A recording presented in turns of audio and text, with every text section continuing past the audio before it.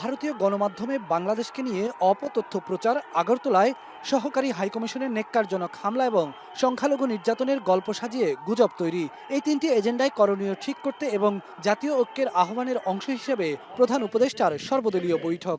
উদ্বোধনী বক্তব্যে প্রধান উপদেষ্টা বলেন, একটি মহল দেশে ফ্যাসিবাদ ফিরিয়ে আনতে চায়। যে বাংলাদেশ আমরা গড়ে তোলার চেষ্টা করছি সেটাকে ধামাচাপা দিয়ে আরেক বাংলাদেশের কাহিনী তারা রচনা করেছে এবং সারাক্ষণ এটা নানা রূপরেখা তারা দিয়ে যাচ্ছে। এখন এটা যে শুধু এক দেশের মধ্যে সীমাবদ্ধ রয়েছে তাও নয়,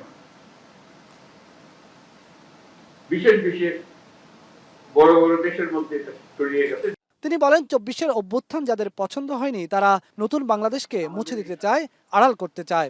বিরাট অভ্যুত্থান যার পছন্দ হয়নি, যাদের পছন্দ হয়নি তাদের মুছে দিতে চায়, আড়াল করতে চায়, এটাকে নতুন ভঙ্গিতে দুনিয়ার সামনে পেশ করতে চায়।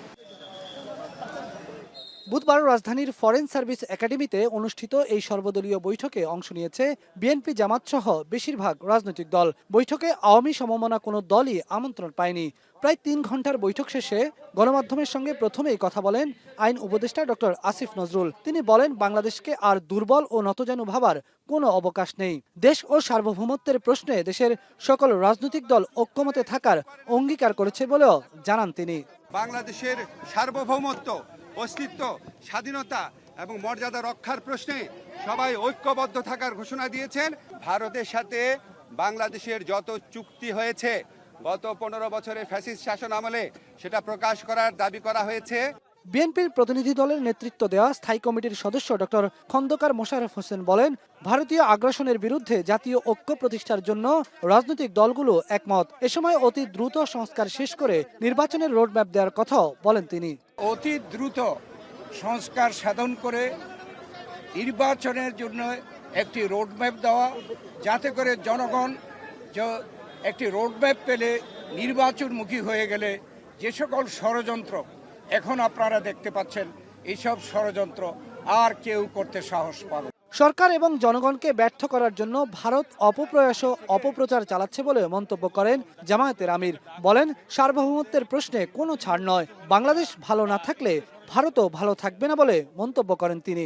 আমাদের দেশের ভাবমূর্তি নষ্ট যারা করছে তাদেরকে বুঝানো যে তোমরা আমাদের প্রতিবেশী, আমরা যদি ভালো থাকি তোমরাও ভালো থাকবা, আমরা ভালো না থাকলে তোমরা ভালো থাকবা কেমনে। আওয়ামী লীগের আমলে ভারতের সাথে করা সকল চুক্তি রিভিউ করে দেশ বিরোধী চুক্তিগুলো বাতিল করার প্রস্তাব দেওয়া হয় দলগুলোর পক্ষ থেকে। এছাড়া রাষ্ট্রের সকল জায়গা থেকে ফ্যাসিবাদের দোসরদের অপসারণেরও দাবি জানায় তারা। ভারতের সাথে সম্পাদিত আমাদের সমস্ত চুক্তিগুলো রিভিউ করা, যে সমস্ত চুক্তি আমাদের জাতীয় স্বার্থের পরিপন্থী সেগুলোকে যাতে বাতিল করা হয়। এই ঐক্যের প্রকাশ হিসেবে সারা দেশে একটা দিবসে আমরা জাতীয় পতাকা হাতে আমরা সবাই দাঁড়াবো। রাজনৈতিক দল সমূহের অংশীজনদেরকে নিয়ে আগামী 2 বছরের জন্য একটা জাতীয় সরকার করা এবং দেশে স্থিতিশীল পরিস্থিতি সৃষ্টি করায় দেশের সার্বভৌমত্ব রক্ষায় অন্তর্বর্তী সরকার এবং সবগুলো দল মিলে একটি জাতীয় রাজনৈতিক কাউন্সিল করার প্রস্তাবনাও এসেছে প্রায় সকল দলের পক্ষ থেকে। বেলায়েত হোসাইন, এখন, ঢাকা।